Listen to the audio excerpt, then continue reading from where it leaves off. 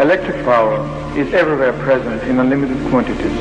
It can drive the world's machinery without the need of coal, oil, gas, or any other fuel.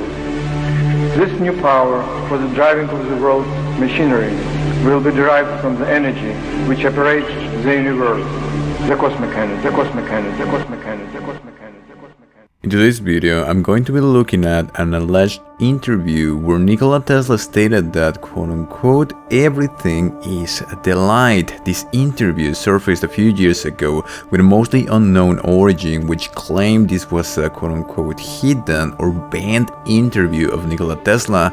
Despite of this, many believe it is fake. In this video, I'm going to be looking at this interview, analyzing the core of the philosophy and the wisdom contained in it, along the data, dates, and facts related to Nikola Tesla, in order to debunk whether this interview is real or not, and just as importantly, what the theory discussed actually suggests. This is an in-depth look at the figure of Nikola Tesla. I will offer my final verdict at the end of the video, but one thing is certain: even if the interview is fake, it contains an in-depth understanding of Tesla's core philosophy, and the wisdom contained in it is thought-provoking and aligned with what the current research, ranging from quantum physics to altered states of consciousness, is suggesting. Before I move forward, I would like to remind you that if you want to join the growing discussion on consciousness and would like to be notified on the latest scientific discoveries and theories surrounding this topic and how they connect to ancient mythologies and philosophies, please like the video, subscribe to the channel, as I'll try to upload at least one video per week as I continue with the outline. Just a quick reminder that this is part 6 of the interview Everything is the Light, allegedly given by Nikola Tesla. I'm gonna link the playlist somewhere in the screen if you're interested in any of the other episodes in this series. Thank you so much for watching, and I hope you enjoyed this one. Alright, so the interview goes on. A question that might be said at the beginning of this conversation: what was electricity to you? Okay, we're talking about electricity. Everything is electricity. First was the light, endless source from which points out material and distributes it in all forms that represent the universe and the earth with all its aspects of life. Black is the true face of light, only we do not see this. It is remarkable grace to man and other creatures. One of its particles possesses light: thermal, nuclear, radiation, chemical, mechanical, and an unidentified energy. It has the power to run the earth with its orbit. It is true Archimedean lever. So what I like about this in particular is that it makes the difference between a light and electricity. It's not that this was just randomly written as, oh, everything is light. It makes the difference. Whoever wrote this, either Tesla or someone else, knows the difference between light and electricity, and knows that at the end it's the same thing. We're talking about the same thing. Everything is electricity. But first was the light, and the source of everything in the universe is the light. And then it goes into one of its particles possesses light, thermal, nuclear, radiation, chemical, mechanical. These different types of energy. But at the end of the day, everything in the universe can at its core be explained by electromagnetic energy, aka light. The source of the whole thing is what matters here. So okay, so whether it's Tesla or someone else who wrote this in a creative way, they know the difference between electricity and light, and the main premise remains: everything at the core is light. Everything is the light. Mr. Tesla, you are too biased towards electricity. Electricity I am, or if you wish, I am the electricity in the human form, tying into some of the ideas of Einstein: energy equals matters. Energy equals matter. You are electricity too, Mr. Smith, but you do not realize it. So, okay, it's very easy to understand this now that we've gone through all this research and all of these things. It's part of the whole thing. Imagine a gardener, electricity and million volts through your body. Imagine a gardener. So, this is, you know, it's, if you look at it as a case, if you look at it as if you were like some kind of investigator looking into this, you would think, why would a journalist ask this? Is it thus your ability to allow fields of electricity of 1 million volts through your body? So if this person is going crazy about electricity, you would ask him, so what are you saying? Are you saying you can if they say you can fly, are they saying you can jump from a building? Are you saying that you're gonna get million volts through your body? So Tesla says, what I want to say here is that there is purpose to the questions. So again, this is very well put together, whether it's fake or real. Imagine a gardener who is attacked by herbs. This would indeed be crazy. Man's body and brain are made from a large amount of energy. In me, there is the majority of electricity. The energy that is different in everyone is what makes them human eye or soul. For other creatures, to their essence, soul of the plant is the soul of minerals and animals. Now, I find this really, really interesting because he is differentiating the energy of what makes a human, or what makes a soul, what makes a plant, what makes minerals or animals as different sorts of energies. And then if we look into some of the theories on fields, and I made that video of Rupert Sheldrake's morphic resonance, Rupert Sheldrake says that there is a morphic field for everything, for plants, for people, for societies, for even the subconscious mind, as Carl Jung would say. Everything is pointing towards the same thing. This is very well written. Whoever wrote it, it makes sense. Brain function and death is manifested in light. My eyes in youth were black, now blue, and as time goes on and strain, the brain gets stronger, they are closer to white. White is the color of heaven. Through my window one morning landed a white dove, which I fed. She wanted to bring me a word that she was dying. From her eyes the light jets were coming out. Never in the eyes of any creature had I not seen so much light as in that pigeon. Again, color of heaven and so on and so forth. This is very philosophical. This is very well put together in a literary sense. So it would make sense that somebody who is really creative and who truly understands Tesla wrote this. Now, the whole thing about the pigeon, if we go into some of the facts of Tesla, all of this, I'm linking all these different things about Tesla. I'm trying to build a full picture of who Nikola Tesla was here. So in some of the facts, he was celibate, as we know. He lived in a hotel room. Tesla lived many years in New York City and spent his last decade, so that's 1930 to 1940, more or less, living there in the Hotel New Yorker. He lived in room 3327, a two-room suite on the 33rd floor. It's where his peculiar fondness for pigeons played out. So he's talking about this pigeon here. And as I said, it's either a really smart way to introduce the idea of the pigeon, or there's the slight chance that this might be a real interview. He was unusually fond of pigeons. Lots of folk feed pigeons in the park. Tesla didn't stop there. He used to find ailing pigeons and bring them back to his hotel room. One pigeon in particular stole his heart. As he wrote about her, I love that pigeon as a man loves a woman, and she loved me. As long as I had her, there was a purpose to my life. Now, there's so much to unpack here. So, as I said, this is the last decade of only the whole pigeon thing, and this is one of the reasons why they say that this interview is fake, because it's stated it was in 1899. So they talk about the pigeon here in the interview. So the only way that Tesla would speak about this pigeon, it was in the last decade of his life. If there's any chance that this interview is real, it is not in 1899. It was around 1920 or 1930. More likely after 1930. If this interview was actually or brought from 1930 and they made a mistake and they thought it was 1899, and then there's a higher chance that this could be a very real interview. So there might be a mistake there, but it makes sense. So we're looking into pigeons here. Only his last decade, when he was 70 plus years old, that's after 1925, when he recorded his voice talking about that cosmic energy. Only after 1925, when the first microphones were ever created.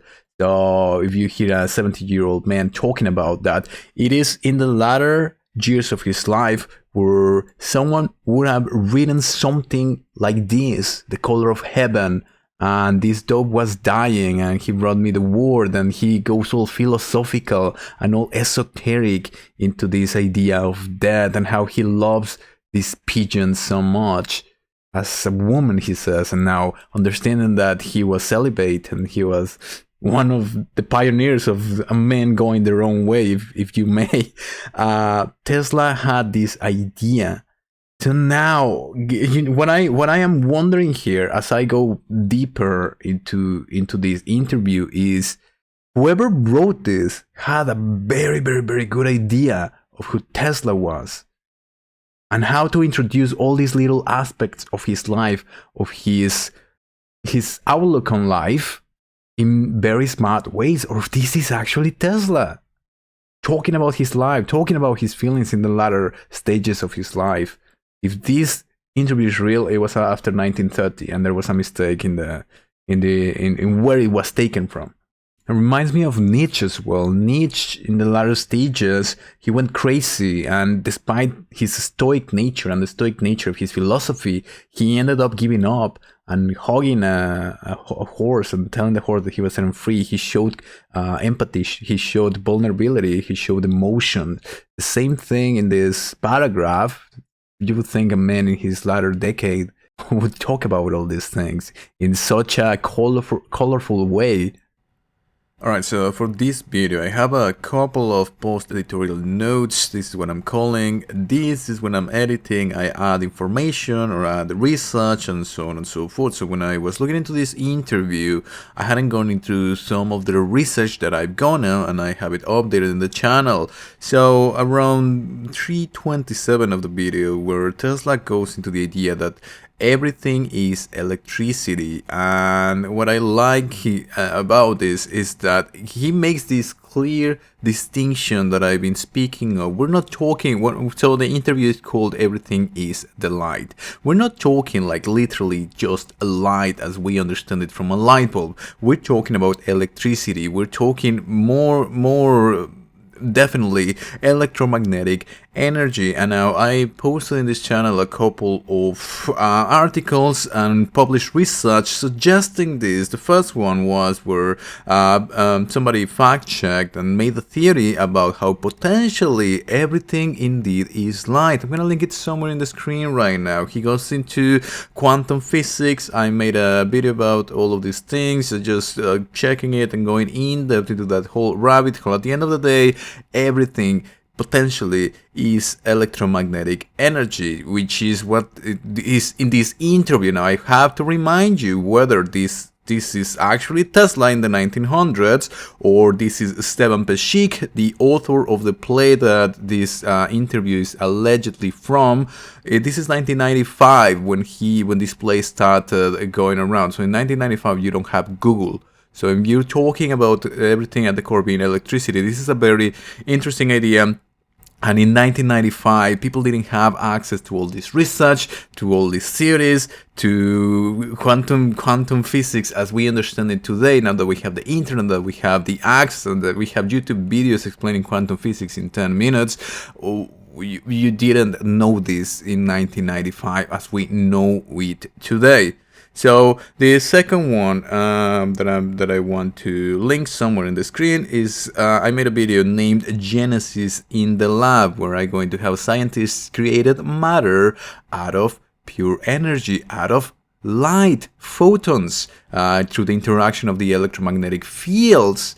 And so we are tying this actual research with the theory from this guy who looked at the interview, Tesla's interview, and said, yes, potentially everything is light, everything is electromagnetic energy. And he goes in depth into a theory of quantum physics. And now we have the actual research, and this is published research. I'm going to link it somewhere in the screen right now. This is actual research on how scientists created matter, physical matter, out of pure light, out of photons. And when you go in depth into that research, it explains how the dynamic and the interaction of the electromagnetic fields surrounding those photons created such matter. So electromagnetic field, electromagnetic energy, aka light. Everything at the core is the light. And now, as I said, either Stephen Peshic in 1995 or Nikola Tesla, the actual Nikola Tesla in the 1900s, and I'm gonna be a little bit clear in just a second on why I say the 1900s, because I don't think the interview, if it's real, is in 1899, but rather later. I'm gonna go into it in just a second. Either Peshic or Tesla would go into this interview and make the differentiation of the different types of energy, mechanical, nuclear, etc. Whatever it is, at the core is electromagnetic energy, aka light. Okay, so just a quick reminder for anyone who this might be the first video that they see on my channel. What I'm doing here is cross-corroborating whatever I found in this interview, which alleged to Tesla, or it was written in 1995 by a screenwriter, is corroborating what is the content of the actual research with published research, with things that I covered in this channel, and so on and so forth. So the second post-editorial note that I made about this video was the idea that Tesla says, I am electricity in human form, and so are you. So the interview, when you look at it from a journalistic perspective, this is a very whenever the interviewer asked Tesla, okay, so you're gonna have electricity run through your body, how are you gonna do that? This is a logical question. This is an absolutely justified question, just acknowledging the craziness of Tesla, the esotericism of the aspect of Tesla. As I said, if somebody says you can fly, I can fly, you'll ask him, why don't you just throw yourself from a building? So Tesla is saying the same thing, but instead of something super weird, Tesla, or the alleged Tesla, replies in a very logical and scientific way, claiming that everything is energy. The mind and body, the brain and the body are made of energy, of different types of energy, create different eyes, quote unquote, or soul, quote unquote. So this is something that I'm currently writing about, and I am gathering all this data into creating a basic concept, a basic idea of what is the soul. And in the next video, I'm probably going to feature the first near-death experience that I'm going to be featuring in this channel, where I analyze them from a scientific perspective, a little bit from a scientific perspective, going into how can people experience this cloud of consciousness after they die, and they can travel at the speed of thought. More on that later. However, I did make the correlation between something that Tesla said in a different part of the interview, where he said, oh, everything you read, everything you hear, you think, or something of that nature comes to you in the form of light particles. So we have here clear evidence that the whole interview is speaking about a defined theory. It doesn't go back and forward. It's not all sort of made up, whether, as I said, whether Peshic or Tesla, from the beginning, from the get-go of the interview, has a very specific idea of what they're talking about. So he's talking about this, all this information coming to you as light particles. As I said, this is a known theory, the orchestrated objective reduction theory. I made a video about this. I'm gonna link somewhere on the screen of Tesla going into the Orchard theory potentially, and this is science that then. So if Stephen Peshic knew, he couldn't have known about the Orchard theory, because the Orchard theory was written in 1995, and Peshic made this screenplay in 1995, and in 1995 you don't have Google, you cannot Google things. So either Peshic is a genius, or this is an actual interview of Tesla, who, as we know, was a genius. So he's speaking about this, and as I said, I'm going to be going further into this, into how these different types of energy creates the eye or the soul through, so the eye or the soul potentially is just quantum information which we store in the brain, according to the Orchard theory, in the microtubules in the brain, and it releases upon that into the larger field, the larger consciousness. I'm going to go further into this. So we have an interview either from the 1900s or from 1995 who has content which science post 2000s is confirming is reviewing, and this is what I'm writing my current book about. As I said, if I run out of links to link somewhere on the screen when I'm talking about these things, you can find all of the relevant links in the description of this video. Alright, so for this third post-editorial note, I want to talk about Tesla's love affair with the pigeon. Now, this is just something amazing from a literature point of view, from a screenplay work. As I said, even if this is just Steven Peschick writing a screenplay, I'm plugging in this aspect of the pigeon, of this dove who looked into the eyes of Tesla, and Tesla treated this dove as the love of a woman, and as he's talking about death, this is very philosophical, this is very deep, this is very interesting from a literary perspective. However, I made a video about this. Even this as I said, the whole narrative goes together, and this is if it fits Steven Peschick, he's going into the mind of Tesla and going with a narrative from start to finish. As I made a video before of a different part of the interview where Tesla says that woman is the biggest thief of this energy, of this cosmic energy, of this kundalini. And I made some shorts about this. I made this video, I'm going to link it somewhere on the screen. I talk about the gender war, and I go into actual interviews of Tesla talking about this evolution of women wanting to replace men.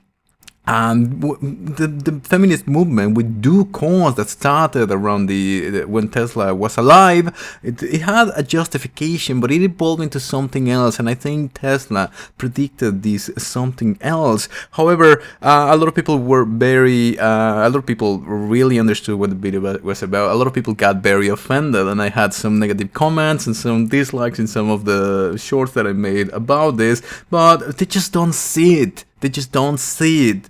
It is a very romantic sort of a line that is in the interview, that the woman is the biggest thief of this energy, with some sort of resentment, with some sort of passion within it. As I said, we're talking about a very good literary piece, a piece of literature, or a very philosophical Tesla talking about all these things. I said, I made that video, linked it already, the gender war and Tesla, and going into the actual articles or interviews where Tesla spoke about this. However, talking about this dope, we fall into one of the first contradictions of the interview. Now, the interview is said to be in 1899.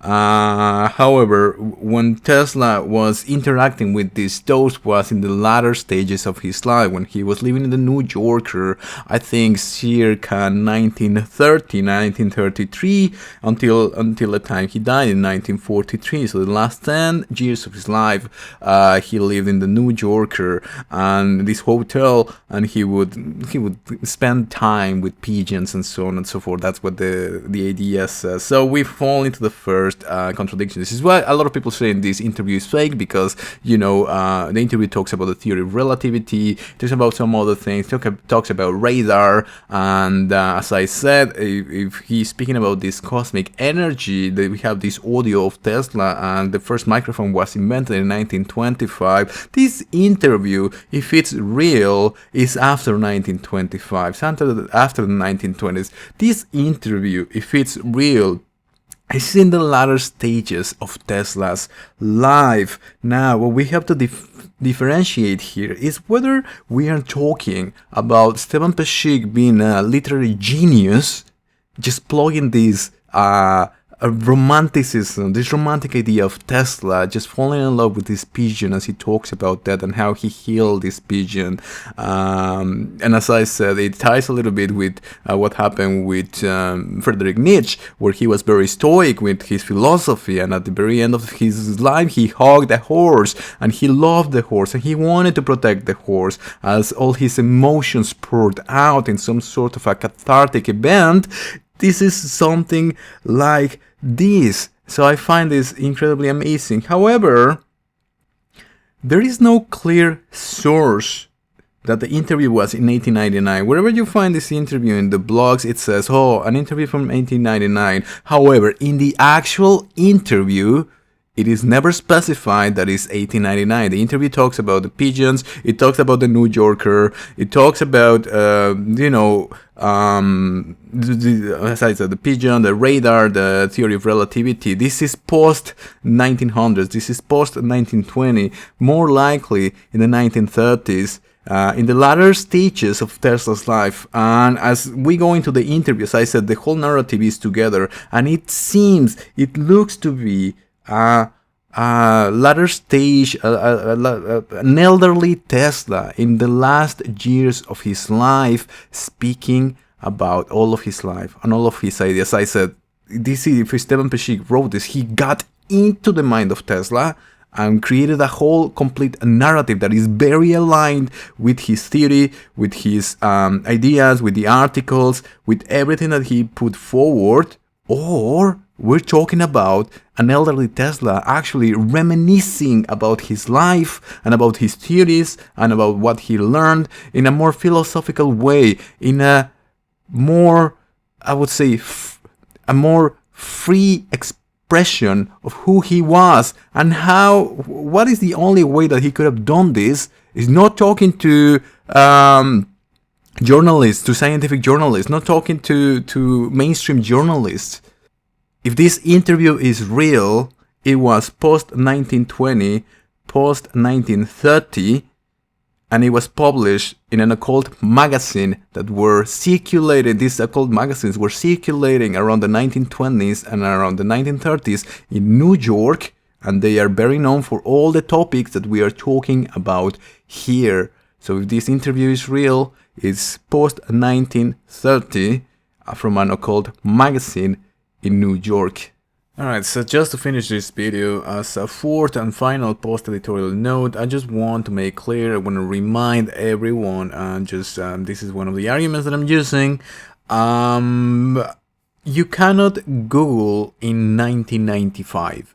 So right now we can go into all of these little facts and pieces of Tesla's life and how he was fond of dopes, he lived in the New Yorker, and fact check different things with compiling different articles and so on and so forth at the click of a button. We can find all of these things. This is how I've been corroborating all of this, and then I've been doing this research for a long time, so I bring up the scientific research corroborating the contents of the interview, which, as I said, has a narrative from beginning to end. But if this is just a made-up interview by Esteban Peschic, he's really smart at putting together a full narrative with a full in-depth scientific theory that is being confirmed by modern science. The latter research that we've had around the topics that are specified in the interview, and he did all of this without Googling, because the screenplay was brought forward in 1995. In 1995, the internet was at its early stages, so Google was not a thing. Googling things and having blogs about 10 facts about Nikola Tesla and so on and so forth, this was not a thing in 1995. So he either knew exactly who and how Tesla was, and he got into the mind of Tesla, and he put everything together in a very artistic and amazing literary way, or we are looking at the words of an elderly Tesla reminiscing about his life. So the argument is you cannot Google in 1995. If you're on the path of finding the truth about reality and our purpose as humans on Earth, the information that I have to share concerns you. After a lifetime of research in philosophies ranging from Buddhism to the occult, I've encountered themes and patterns along some baffling information that is beginning to be seriously studied by science. A Rational Divine Outline, The Ghost of Jesus, is the first iteration of this project, where I analyze the message of Jesus without dogmatism, fanaticism, or religious bias. You can find my work available on Amazon on the link below. If you find this work valuable, consider subscribing, sharing, and following me on social media, as it'll help others in the same path to find this information. Thank you for watching, and I'll see you next time.